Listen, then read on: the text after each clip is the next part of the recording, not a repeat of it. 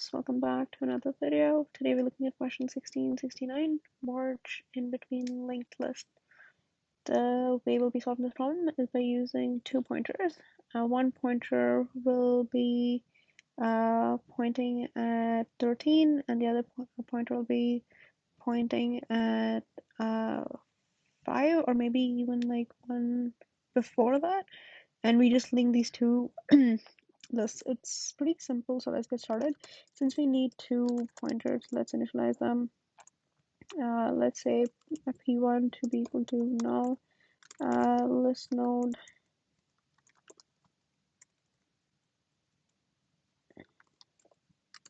node p2. Let's initialize this to list1. And then we have a for loop, which will go all the way till b. And if we go all the way from 0 to b, at some point we'll reach a, and we'll assign that to p1, and we'll reach b, and that will get assigned to p2. So let's do a check. Actually, before that, let's do this. P2 would be equal to, at every single point, we need to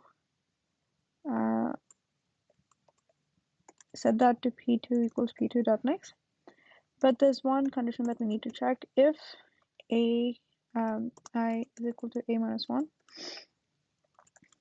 we assign p1 equals p2. So why exactly do we need to stop 1 before one before a minus before a is because we can access the p1.next to be able to assign it directly. So once we have this, we have p1.next to be equal to list2. And once we have that, we just need to keep iterating through the entire list2 while list2 next is not equal to null. We have list2 dot next. List2 is equal to list2 dot next.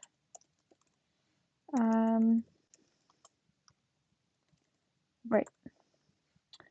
And once we have that, list2 dot next would be equal to, we have stopped 1 before b, so list2 dot next would be equal to p2 dot next, right? And p2 dot next has to be null, like it shouldn't point anywhere, so we just assign that to null, and then in the end we just return list1. So what exactly did we do here? What we did here is we basically went through the entire loop. We have like the pointer a to be assigned to one of our pointers, p1, and then we have one node before before b to be assigned to p2, so that it can be accessed using the next function and assign that directly. And once we have p1, we say p1.next, just attach that to list2, because if you see here, everything before starting from a should be removed, so we need to stop 1 before that. That's the reason why we have a minus 1. So p1.next will be assigned to list2, and everything after list2 continues, and then list2.next will be assigned to p2.next. That's because we also stopped like 1 before b, not at b itself. So that will get removed as well. So list2.next will be assigned to p2.next, which in this case will be 5. And then p2.next should be null, so that it doesn't point anywhere. So let's try compiling this.